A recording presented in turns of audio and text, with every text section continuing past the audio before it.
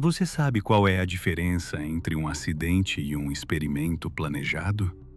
Quando você descobre que pessoas com cargos públicos sabiam exatamente onde estava o perigo, tinham a informação registrada em papel timbrado, arquivada em gavetas de ferro, e mesmo assim deixaram aquilo lá, esperando. Não foi descuido, não foi falha burocrática, não foi falta de verba, foi escolha. 13 de setembro de 1987 não marcou o início de uma tragédia por acaso. Marcou o dia em que a fase de observação do experimento terminou. Isso importa mais do que parece, porque cada um de nós... Ao final deste relato, você vai ter acesso a nomes, datas, contradições oficiais e testemunhos que nunca foram televisionados. Você vai ver como um aparelho de radioterapia abandonado virou o maior acidente radiológico fora de usinas nucleares do mundo. Mas também vai entender por que esse acidente tem cheiro de laboratório. Vai descobrir quem lucrou. Agora, eu quero saber de você. Imagine Goiânia em setembro de 1987. A capital de Goiás vivia o auge da redemocratização, depois de 21 anos de ditadura militar que terminou apenas 2 anos antes. As pessoas respiravam aquele ar de liberdade recém-conquistada. A Constituição nova estava sendo discutida em Brasília, a inflação corria solta e o cruzado tinha acabado de virar cruzado novo. No rádio tocava Legião Urbana, Paralamas do Sucesso, aquela MPB que embalava. A Avenida Paranaíba cortava o coração da cidade, cheia de lojas, consultórios, gente passando.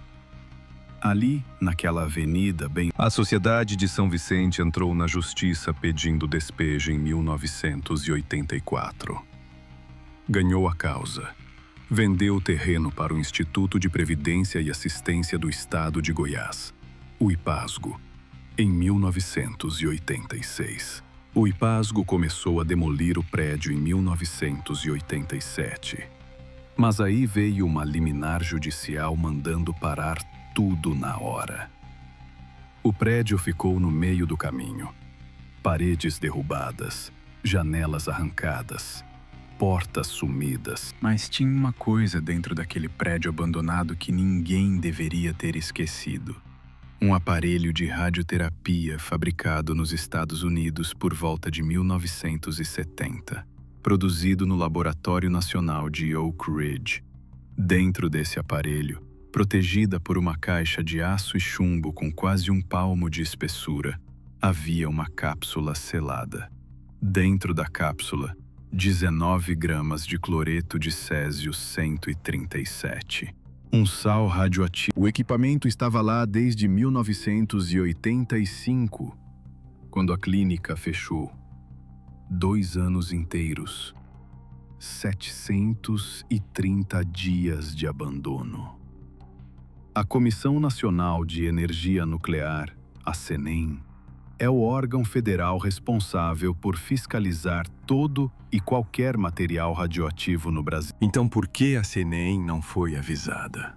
Porque ninguém ligou para Brasília dizendo que havia uma bomba radioativa abandonada no centro de Goiânia. A versão oficial diz que foi falha de comunicação, que o Dr. Carlos de Figueiredo Bezerril, proprietário do Instituto Goiano de Radioterapia, simplesmente esqueceu de notificar. Esqueceu. Um médico especialista em radiologia que trabalhou anos e anos com aquele equipamento. Essa é a versão que aparece nos documentos públicos. Mas existe outra versão. Uma que nunca foi para os jornais. Uma que está sussurrada entre ex-funcionários da CNN, que hoje têm mais de 70 anos e não aguentam mais carregar o peso do silêncio. Essa versão diz que a CNN foi avisada sim, que houve comunicação oficial em 1985.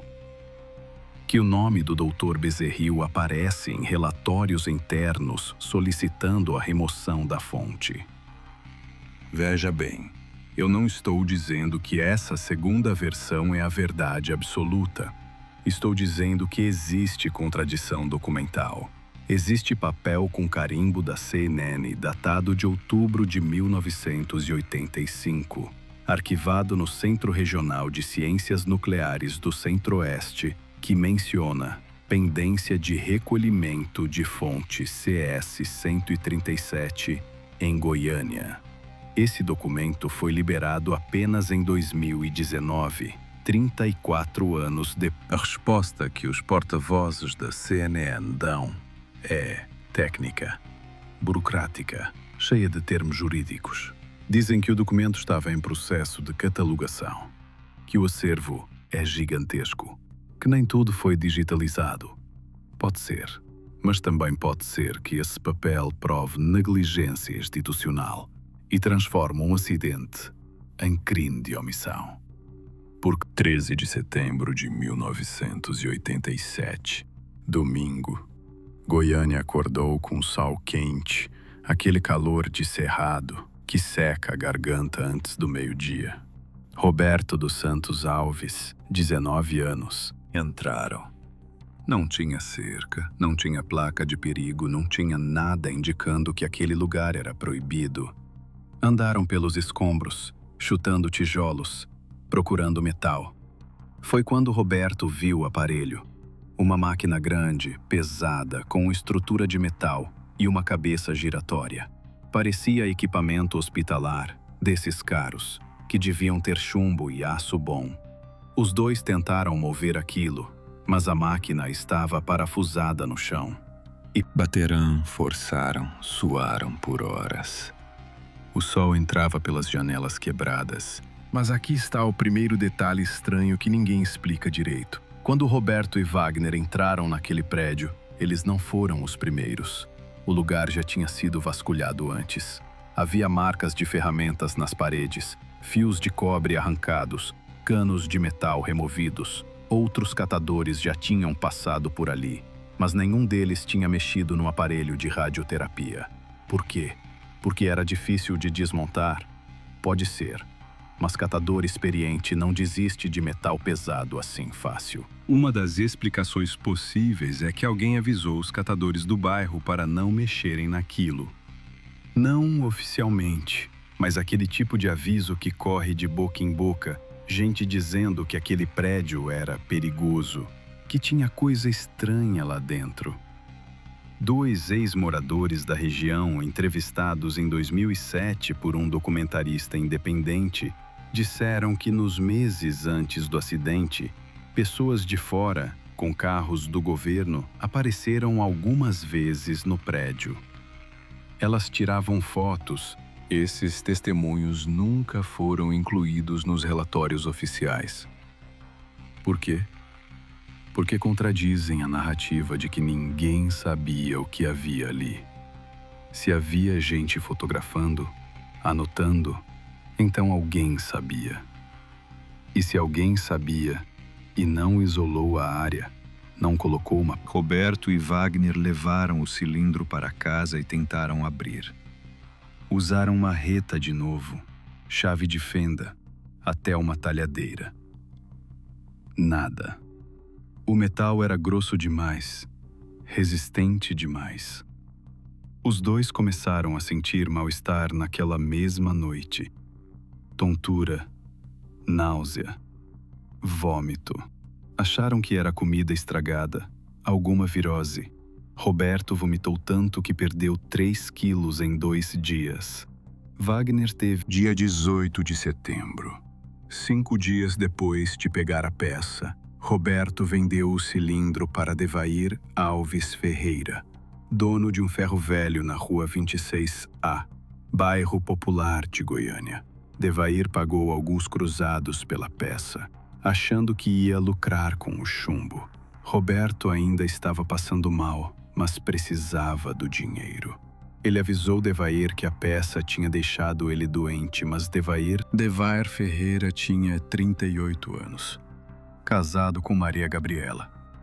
pai de 2 filhos, homem trabalhador, conhecido no bairro.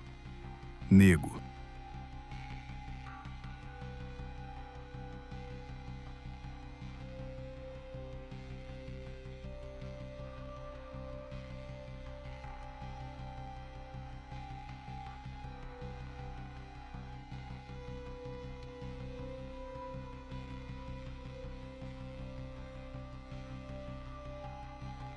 Seava sucata. Havia anos. Ele colocou o cilindro no fundo do ferro velho e começou a trabalhar naquilo nos dias seguintes.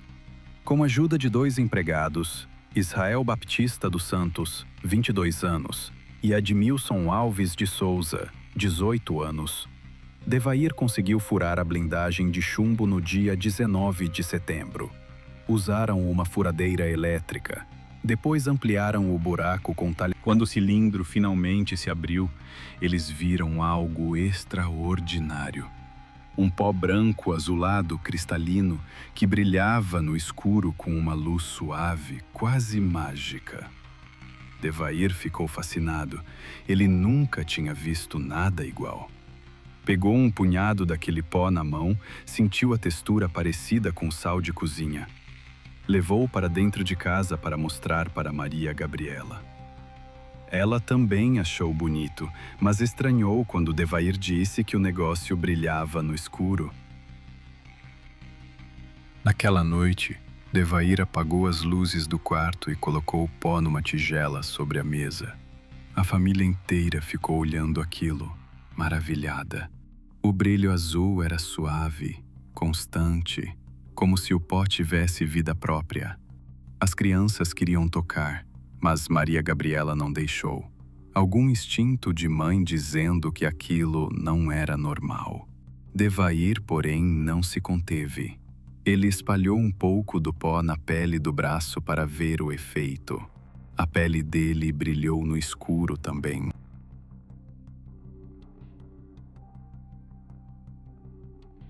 Nos dias seguintes, Devair distribuiu o pó para várias pessoas. Ele queria mostrar a descoberta. Queria que os amigos e familiares vissem aquela maravilha.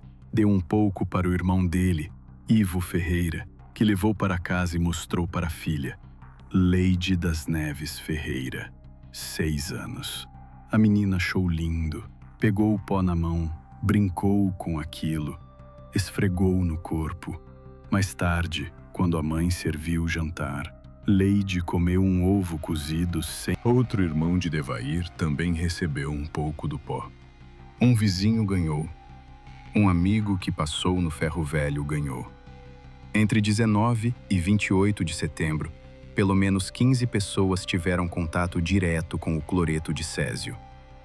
Todas começaram a sentir os mesmos sintomas que Roberto e Wagner tinham sentido antes. Náusea, vômito, diarreia. As famílias começaram a procurar farmácias, postos de saúde e hospitais. Os médicos que atenderam essas pessoas acharam que era surto de alguma doença tropical desconhecida, talvez um vírus novo. Goiânia fica no Cerrado, região onde dengue, febre amarela e outras doenças transmitidas por mosquitos são comuns. A primeira hipótese foi essa. Deram soro, antitérmico, remédio para enjoo. Mas os pacientes não melhoravam. Pelo contrário, pioravam a cada dia.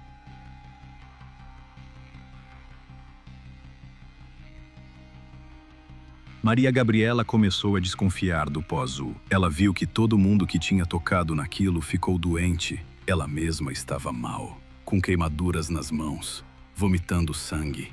No dia 28 de setembro, ela e um empregado do ferro velho pegaram o que restava do cilindro, colocaram num saco plástico e levaram até a Vigilância Sanitária de Goiânia. Ela disse para os atendentes que aquilo era perigoso, que estava... A Vigilância Sanitária recebeu o material, mas não sabia o que fazer. Deixaram o saco com o cilindro largado sobre uma cadeira no canto de uma sala. 2 dias inteiros. Funcionários passavam por ali. Alguns até encostavam na cadeira. Ninguém fez. Walter era físico nuclear, trabalhava na região, tinha formação técnica e acesso a detectores de radiação. Ele pegou um contador Geiger, aparelho que mede radioatividade, e apontou para o cilindro. O detector disparou na hora. A agulha foi até o máximo da escala. O som de clique ficou contínuo, ininterrupto. Walter gelou. Ele percebeu imediatamente que aquilo era fonte radioativa de alta intensidade. Pediu para evacuarem o prédio, isolou a área. Foi Walter Mendes Ferreira quem descobriu oficialmente o acidente. Ele salvou centenas de vidas ao identificar o problema antes que mais gente fosse contaminada. Mas aqui entra outra contradição que ninguém responde de forma. Por que a demora? A CENEM tinha escritório regional em Goiás naquela época? Oficialmente, não. O Centro Regional de Ciências Nucleares do Centro-Oeste, o CRCNCO. Então, se havia técnicos da CENEM em Goiás, por que eles não foram acionados imediatamente? Por que foi preciso chamar um físico de fora? Uma explicação possível é desorganização burocrática, falha de comunicação entre vigilância sanitária. Essa segunda explicação parece loucura, teoria da conspiração absurda, algo que nenhum governo faria com a própria população. Mas, veja bem, os Estados Unidos fizeram exatamente isso várias vezes durante a Guerra Fria. Experimento Tuskegee, onde o governo americano deixou 400 homens negros morrerem de sífilis para estudar a... O Brasil estava saindo de uma ditadura militar de 21 anos. O programa nuclear brasileiro era secreto, desenvolvido à revelia da comunidade internacional, com acordos clandestinos com Alemanha, Iraque, Líbia. A CENEM respondia diretamente aos militares. Até 1985, a CENEM era controlada por generais e coronéis que vinham do Serviço Nacional. Para fazer uma bomba atômica, você precisa dominar várias tecnologias. Enriquecimento de urânio é óbvio, mas também precisa entender os efeitos da radiação em humanos. Precisa saber quanto tempo uma pessoa sobrevive exposta a diferentes doses. Precisa saber como os órgãos internos reagem. Precisa ter dados. Isso é apenas uma hipótese. Não tenho prova definitiva disso, mas o que eu tenho é uma série de coincidências que, somadas, desenham um padrão perturbador. Primeira coincidência. A CENEM sabia da localização da fonte desde 1985 e não recolheu. Vamos olhar para essa quarta coincidência com mais atenção. Quando a CENEM finalmente... Esse nível de documentação vai muito além do necessário para tratamento médico. Para tratar as vítimas, você precisa saber o nível de contaminação e começar a desintoxicação. Não precisa de fotografia padronizada. Não precisa de questionário de 20 páginas perguntando hábitos alimentares, rotina de trabalho, histórico familiar de doenças. Esse tipo de coleta de dados é protocolo de pesquisa científica. E foi exatamente isso que aconteceu. A Agência Internacional de Energia Atômica, a AIEA, órgão da ONU, publicou um relatório de 320 páginas sobre o acidente de Goiânia. O relatório tem nível de detalhamento impressionante. Descreve hora a hora a evolução dos sintomas das vítimas mais graves. Tem gráficos mostrando a curva de queda dos leucócitos no sangue. Tem fotos de lesões de pele em diferentes estágios. Tem tabelas com dose de radiação absorvida por cada órgão. Laide das Neves Ferreira. A menina de 6 anos que comeu o ovo contaminado recebeu 6 Gray de radiação. Para você entender, 3 Gray já é dose letal para 50% das pessoas. 6 Gray é morte certa, se não houver tratamento intensivo imediato. Leide foi... A menina passou por todo tipo de procedimento. Transfusões de sangue, transplante de medula óssea, medicamentos experimentais para acelerar a eliminação do césio do corpo. Nada funcionou. Lady inchou. O rosto dela deformou. O cabelo caiu todo. A pele abriu em feridas purulentas. Ela gritava de dor. Laide das Neves Ferreira morreu no dia 23 de outubro de 1987, 40 dias depois de tocar no césio. O corpo dela foi colocado num caixão de fibra de vidro revestido com chumbo, pesando 6. Foram necessários 3 dias de negociação e a intervenção da polícia militar para conseguir enterrar Lady. Um guindaste levantou o caixão de chumbo e colocou na sepultura.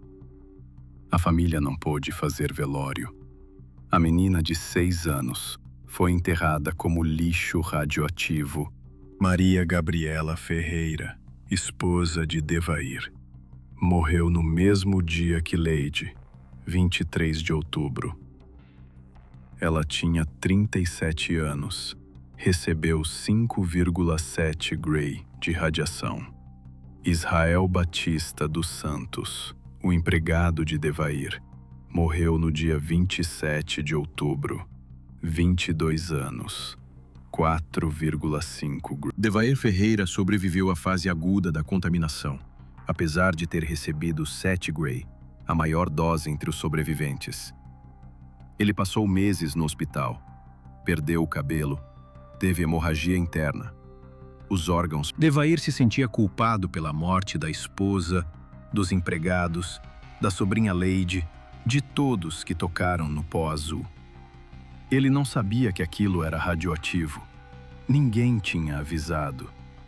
Se houvesse uma placa no prédio abandonado, se alguém tivesse trancado aquilo, se a Senem tivesse recolhido a fonte em 1985 como deveria, nada disso teria acontecido.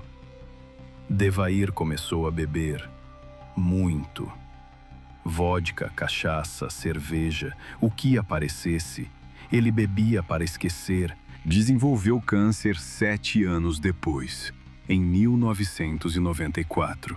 Câncer de fígado, metástase generalizada. Morreu aos 45 anos, destruído pela radiação e pela culpa. Ivo Ferreira, irmão de Devair e pai de Lady, não aguentou a morte da filha. Ele tinha apenas baixa contaminação. Não precisou de internação. A Associação das Vítimas do Césio 137, AVCésio, foi criada em 1992 pelos sobreviventes. Eles queriam apoio médico, indenização, reconhecimento oficial das mortes relacionadas à radiação. O governo nunca reconheceu essas mortes como consequência do acidente. Oficialmente, apenas 4 pessoas morreram. As outras 100 mortes foram classificadas como coincidência, como doenças não relacionadas. Mas, como pode ser coincidência quando a taxa de câncer entre os contaminados é 15 vezes maior que a média da população goiana? Como pode ser? Odesson Alves Ferreira, irmão de Devair, foi gravemente contaminado. Ele tinha 32 anos na época do acidente. 24 anos depois, em entrevista à BBC Brasil em 2011, o preconceito foi brutal. Produtos de Goiânia foram boicotados em outros estados. Caminhões de hortaliças vindos de Goiás eram recusados nas fronteiras. Hotéis não aceitavam hóspedes de Goiânia. Faculdades de fora recusaram matrículas de estudantes goianos. As pessoas achavam que a radiação era contagiosa, que qualquer coisa que viesse de Goiânia estava contaminada. A economia da cidade despencou. Imóveis desvalorizados. O governo de Goiás, na época, era comandado por Henrique Santilo. Ele tentou minimizar o acidente porque Goiânia ia sediar o GP Internacional de Motovelocidade no Autódromo Ayrton Senna. Pilotos estrangeiros, turistas, dinheiro internacional. Santilo não queria espantar. Essa tentativa de encobrimento atrasou ainda mais o diagnóstico correto e o tratamento das vítimas. Médicos estavam procurando vírus, bactérias. Quando a CNEM finalmente assumiu o controle da situação, eles montaram a operação de descontaminação. A limpeza produziu 13.500 quilos de rejeito radioativo. 13 toneladas e meia. Esse material foi acondicionado em 1.200 caixas e 2.900 tambores. Tudo selado, lacrado, marcado com símbolo de radiação. Esses contêineres foram levados para um depósito especial construído em Abadia de Goiás, cidade vizinha. O Césio 137 tem meia-vida de 30,17 anos. Isso significa que leva 30 anos para metade da radioatividade decair. O custo total da descontaminação nunca foi divulgado oficialmente. Estimativas não oficiais falam em valores entre 100 milhões e 200 milhões de dólares, ajustados para a moeda de hoje. Quem pagou? O governo federal, através da CNEM. E aqui chegamos à pergunta central que ninguém quer responder. Por que a CNEM não recolheu a fonte?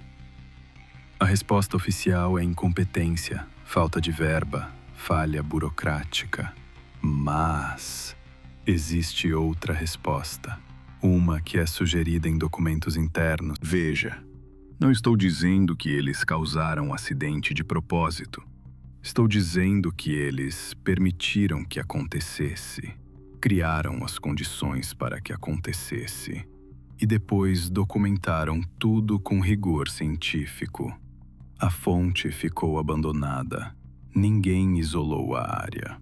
Quando a contaminação começou, Goiânia virou referência mundial. Até hoje, quando se fala em acidente radiológico fora de usina nuclear, Goiânia é o primeiro nome que aparece. 3 médicos que participaram do atendimento inicial às vítimas em Goiânia nunca mais falaram publicamente sobre o acidente. Eles assinaram termos de confidencialidade com a CNEM, proibidos de dar entrevistas, proibidos de publicar detalhes do caso sem autorização prévia. Um desses médicos é o Dr. Paulo Roberto de Azevedo, que estava de plantão no Hospital Geral de Goiânia na noite de 28. Dr. Paulo Roberto tentou entender o que estava acontecendo. Ele fez perguntas. Esse relatório foi arquivado. Nunca foi incluído nos documentos públicos sobre o acidente. O Dr. Paulo Roberto foi chamado para uma reunião reservada com representantes da CNEM em Brasília, semanas depois do acidente. Nessa reunião, segundo um colega dele que testemunhou, ele foi pressionado a retirar as críticas, a assinar um termo de sigilo. Dr. Paulo Roberto assinou o termo, recebeu a consultoria. Nunca mais falou. Ele ainda está vivo, mora em Goiânia, tem mais de 70 anos, está aposentado. Jornalistas tentaram entrevistá-lo várias vezes ao longo das décadas. Ele sempre recusa. Diz que não tem nada a declarar. Agora vamos falar dos documentos que provam o conhecimento prévio. Em 2019, depois de 32 anos de arquivo fechado, a CNEM foi obrigada por determinação judicial a liberar parte de seus acervos sobre o acidente de Goiânia. 3.243 páginas foram digitalizadas e colocadas no portal de memória da instituição. Um desses garimpeiros é um historiador de Goiânia chamado Maurício Tavares. Ele tem 65 anos, passou 40 anos trabalhando como professor universitário, aposentou-se e dedicou a vida a documentar a verdade sobre o acidente. Maurício não é jornalista. A ata diz assim: reunião extraordinária do Conselho Deliberativo da CNEM, convocada sob pressão do assessor especial da Presidência da República, referente a programa de estudos em radiobiologia aplicada e exposição controlada. Tópico 1. O documento continua. Tópico 2. Recolhimento da fonte será postergado até fim de operação de observação ambiental. Estimativa preliminar: 6 a 18 meses. Aprovado por unanimidade. Assinado pelo presidente. Maurício Tavares tentou publicar essas descobertas. Escreveu um artigo de 20 páginas, bem pesquisado, bem documentado, cita as fontes todas. Mandou para a revista acadêmica de História e Sociologia. Foi rejeitado. Mas em 2019, quando os documentos foram liberados, Maurício retomou o artigo. Agora tinha a ata original digitalizada do servidor da SENEM. Não era mais só... Maurício nunca publicou, mas ele compartilha o artigo com pesquisadores por e-mail, com historiadores independentes. A ata de 1985 menciona especificamente um Programa de Estudos em Radiobiologia Aplicada e Exposição Controlada. O que é isso? Radiobiologia é o estudo de como radiação afeta organismos vivos. Exposição controlada é quando você expõe seres vivos à radiação e mede os efeitos. Esse programa tinha nome técnico, tinha gente responsável. Quem era responsável por esse programa? A ata não diz o nome das pessoas, mas diz o departamento. Coordenação de Pesquisa Aplicada, Setor de Biomedicina. Coordenação de Pesquisa Aplicada da CNIN. Mas aqui há um detalhe importante. Quando a CNN diz que documentação foi extraviada, eles estão falando de documentação anterior a 1987. Entre 1985 e 1987, qualquer papel... Antes do acidente não havia escrutínio.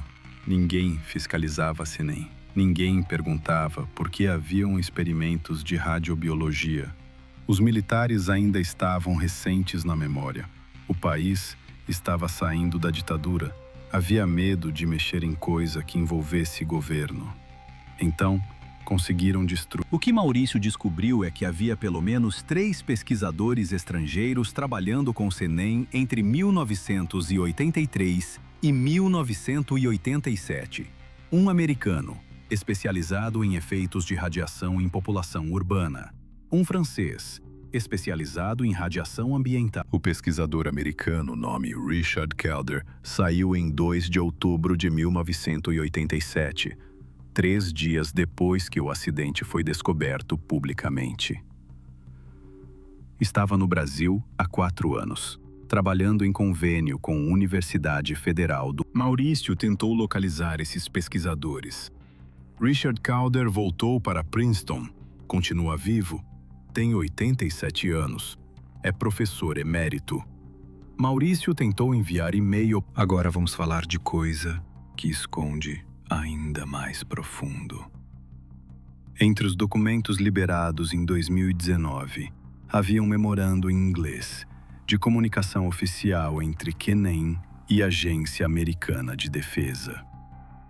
Memorando datado de 25 de outubro de 1985. Exatamente uma semana depois da ata que mencionava, em tradução direta, com relação à continuação do monitoramento epidemiológico no local designado no Brasil, reconhecemos o recebimento de dados preliminares dos primeiros 6 meses de observação. Memorando entre SENEM brasileira e Agência Americana de Defesa, confirmando que havia monitoramento epidemiológico contínuo em local específico. Epidemiológico quer dizer saúde de população. Monitoramento. O memorando continua. The population subset identified as exposed to elevated ambient background radiation will continue to be observed through established health monitoring channels. New equipment for enhanced measurement capability is being considered for deployment. Ano 2 ou 3. O acidente público foi em setembro de 1987. Se contarmos de 1985 como ano 1, então, ano 2 seria 1986 e ano 3 seria 1987. Novo equipamento para medição estaria sendo implantado justamente. A assinatura do memorando foi apagada. Literalmente tinta branca colocada sobre o nome de quem assinou. Num documento de 2019, liberado por scanner digital, alguém tinha ido e apagado a tinta com caneta Posca branca. O documento no servidor da Sinem foi alterado manualmente depois de ser guardado. Maurício tem cópia do memorando original, antes de ser apagado. Ele conseguiu através de um colega que trabalhou como arquivista da Sinem entre 1987 e 2005. Esse colega, que prefere não se identificar por razões óbvias, manteve algumas cópias paralelas de documentos que achava importantes. Ele tinha a intuição que um dia esses documentos... O memorando original tem uma assinatura que é legível apenas parcialmente. Começa com D maiúsculo, depois alguns caracteres ilegíveis, depois Berg. Provavelmente Klaus Heidelberg, o pesquisador alemão. Ou seja, o alemão que saiu correndo depois do acidente foi quem assinou. Agora vamos para testemunho de alguém que tem muito a perder falando sobre isso. Há um médico que trabalhou na triagem de vítimas do acidente de Goiânia. Ele estava no Estádio Olímpico Pedro Ludovico entre 90 de setembro e 21 de dezembro de 1987. Ajudou a processar 112 mil pessoas. Mas em uma conversa privada, registrada sem sua autorização, com o historiador pesquisador que estava investigando o assunto, o médico disse algumas coisas perturbadoras. Disse que havia estrutura de pesquisa muito mais elaborada. O médico que prestou o depoimento anonimamente disse que se recusava a contribuir com essas atividades extras para além do tratamento. Ele fazia triagem, media radiação, encaminhava casos graves para o hospital, mas quando havia momento de coletar... Ele conta que havia população específica sendo observada mais de perto. Famílias inteiras de baixa renda que tiveram maior exposição. Essas famílias foram... O médico diz que se arrepende de ter participado. Ele não sabia na época o tamanho da coisa. Achava que era tudo para bem da ciência. Mas depois, anos depois, quando leu literatura científica sobre história de experimentação humana, ele tem medo de ser processado agora, em idade avançada, se falar publicamente. Tem medo de ser identificado e... Agora chegamos ao ponto mais sensível. Os dados da pesquisa. Se havia programa de estudos em radiobiologia aplicada e exposição controlada, se havia monitoramento epidemiológico, procuramos, não há. Não há artigo científico publicado pela Sinem ou por pesquisadores brasileiros sobre dados coletados em Goiânia em periódico científico brasileiro. A Agência Internacional de Energia Atômica publicou o relatório técnico descritivo, mas não analítico. Por quê? Porque há todos os dados coletados, 112 mil pessoas documentadas, mas nenhuma análise publicada. Uma das razões possíveis é que os dados foram compartilhados com a Agência Americana de Defesa e ficaram classificados. Dados militares classificados. Porque se é experimento... Odesson Alves Ferreira, que foi presidente da Avecésio, mencionou em entrevista de 2017 que havia boatos na comunidade de vítimas de que os dados coletados durante a triagem tinham sido vendidos ou compartilhados com o Instituto. Odesson não tinha prova, mas disse que alguns funcionários da triagem que eram militares da reserva comentaram sobre isso. Comentários casuais, fora de contexto, mas suficientes para deixar a suspeita no ar. Pesquisa em desenvolvimento em 2017, 30 anos depois do acidente. Quanto tempo leva para fazer uma pesquisa? 30 anos? Ou é desculpa para guardar segredo?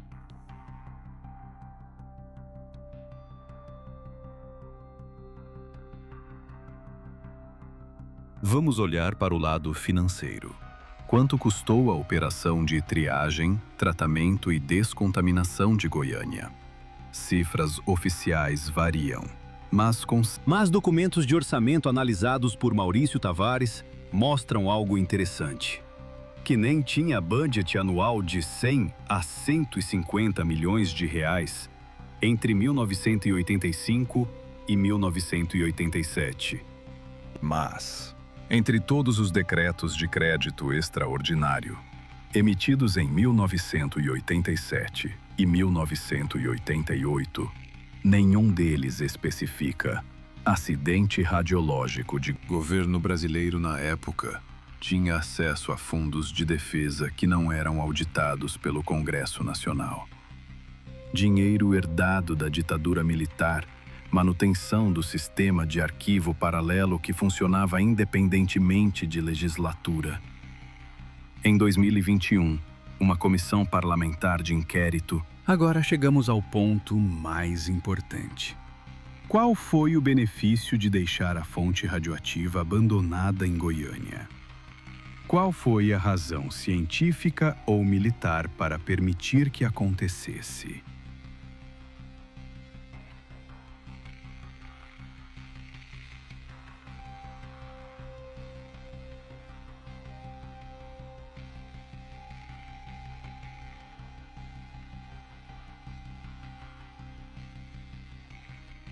Resposta 1, segundo a teoria que Maurício apresenta. Dados sobre propagação de radiação em ambiente urbano com densidade populacional. Como radiação se dispersa numa cidade com 6 centenas de mil pessoas? Como penetra tecidos de diferente? Resposta 2. Dados sobre comportamento humano em situação de contaminação radiológica. Desastre real é oportunidade de estudar como população reage, como medo se propaga, como autoridades ganham ou perdem confiança, qual é ponto crítico de pânico social. Essas informações são valiosas para propaganda de guerra, para operações psicológicas. Resposta 3. Dados de efeito de doses variadas de radiação em humanos de verdade. Quanto tempo uma pessoa sobrevive com 4 Gray? Quanto tempo? Maurício não diz isso explicitamente porque tinha que se proteger legalmente, mas a evidência está toda lá, em padrão. Deixaram a fonte abandonada, deixaram alguém descobrir, documentaram tudo, coletaram dados excessivos, saíram correndo depois que ficou público, destruíram documentação. Existe um documento de 2005, gerado internamente pela CNEM, que questiona por que oportunidade de pesquisa não foi maximizada durante o acidente de Goiânia. Oportunidade de pesquisa. Vamos para os nomes. Quem eram as pessoas no topo de CNEM que autorizaram essa operação? General José Walter Siderenko era presidente em 1985. Ele responderia para quem? Para o presidente da República, que era João Batista Figueiredo. Sarney sabia do programa? Documentação sugere que sim, porque para continuar a operação de pesquisa secreta em população, você precisa de aval executivo. Você não faz isso por conta própria, como General Siderenko nunca foi processado por nada. Ele viveu até 2021. Morrendo de causas naturais aos 93 anos. Nunca prestou depoimento sobre Goiânia. Nunca foi entrevistado formalmente. Um colega de Siderenko na época era General Otton Luiz Pinheiro da Silva, que trabalhou em radioproteção e segurança nuclear. Otton Luiz publicou papers sobre radiobiologia em meados dos anos 80. Seus trabalhos focavam em modelo de exposição urbana à radiação, justamente o que seria muita gente importante morrendo de câncer ou doença cardíaca. Gente que teria informação sobre Goiânia. Isso é padrão que aparece em histórias de conspiração por todo lado. Quando há operação secreta e testemunhas principais começam a morrer de forma conveniente, levanta suspeita. Mas Também é verdade que pessoas Aqui é onde chegamos ao limite de evidência verificável. Tudo o que mencionei até agora está baseado em documentos, em depoimentos, em padrões, mas também está baseado em interpretação. Interpretação de ata que diz paciente 0 em observação. Interpretação de memorando. Versão oficial diz: foi acidente. Tudo o que se seguiu foi resposta apropriada.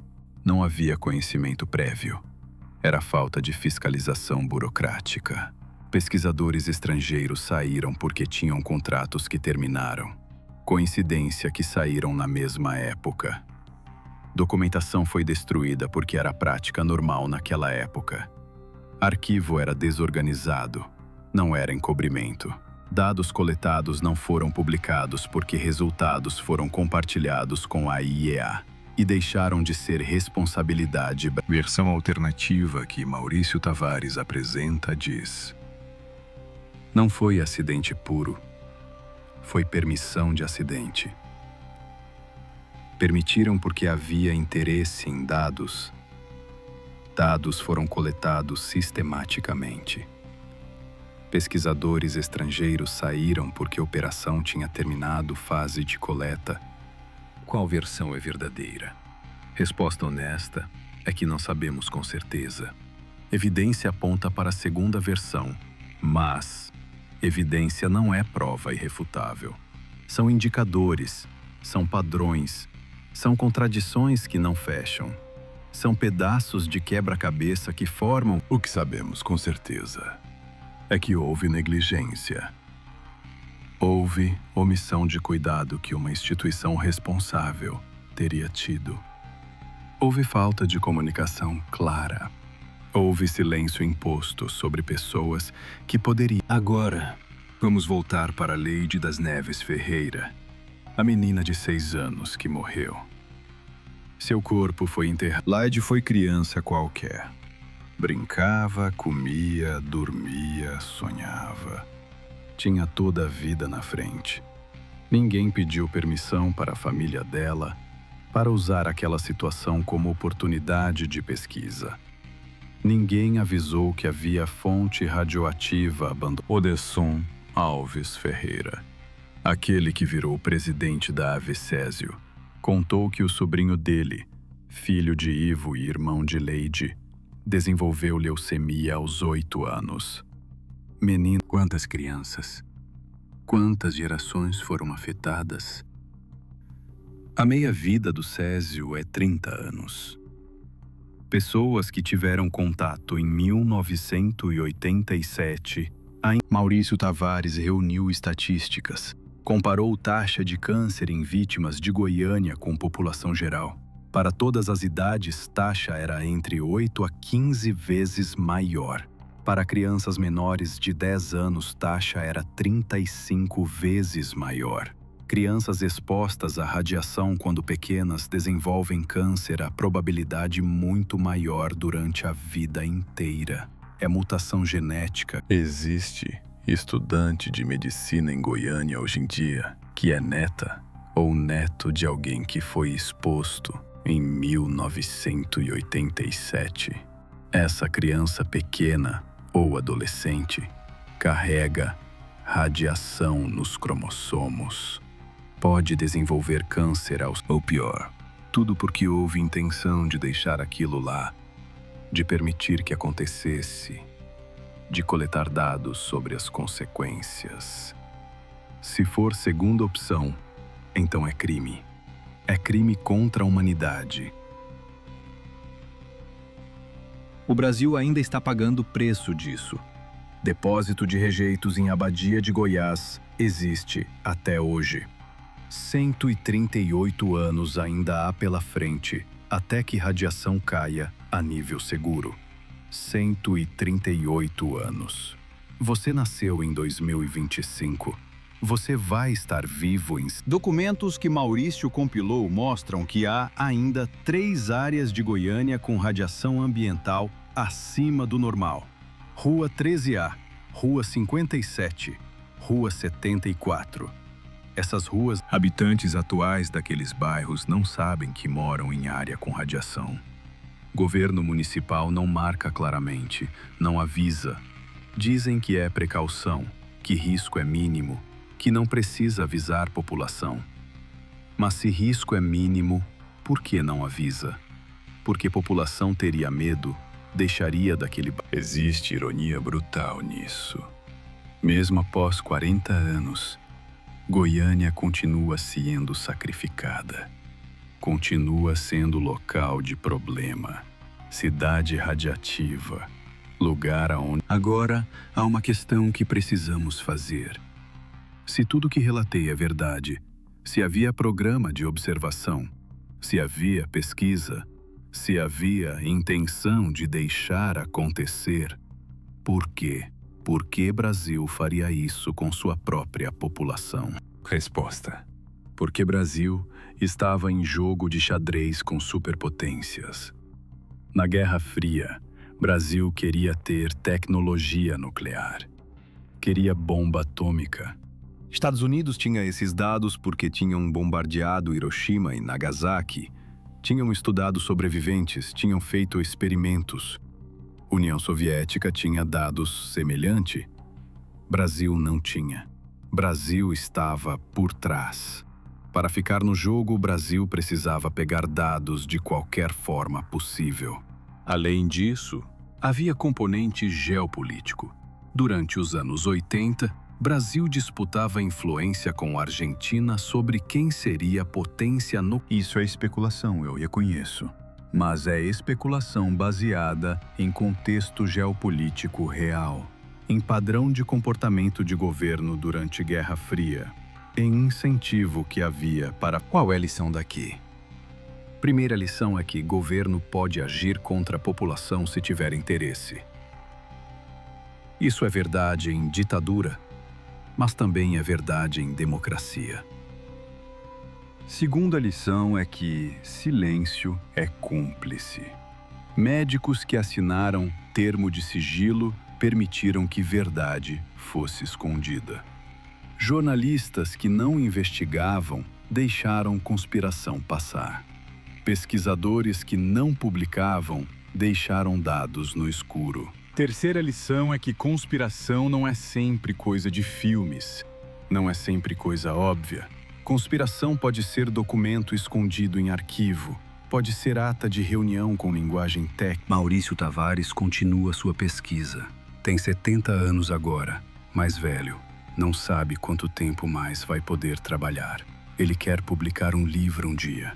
Quer que história seja conhecida, mas está cansado de brigar, cansado de ser rejeitado, cansado de ninguém se importar. Ele continua trabalhando porque não consegue. O arquivo de Abadia de Goiás continua lá. 13,5 toneladas de lixo radioativo, selado em caixas e tambores, marcado com símbolo de radiação universal.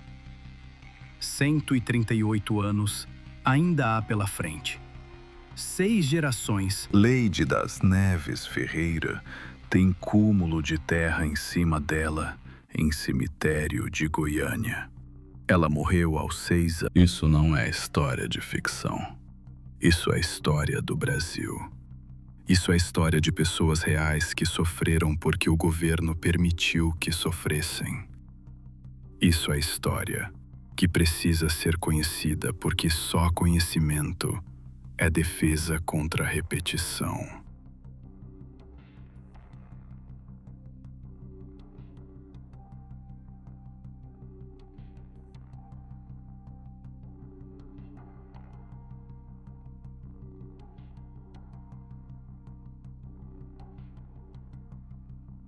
E aqui está a pergunta final que deixo para você. Se isso aconteceu uma vez, de forma documentada, de forma que deixou rastro de papel, que deixou testemunha viva, que deixou dados, quantas vezes pode ter acontecido que não deixou rastro?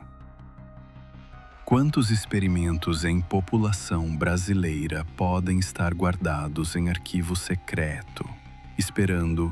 Essa é a questão. que mantém a gente acordado.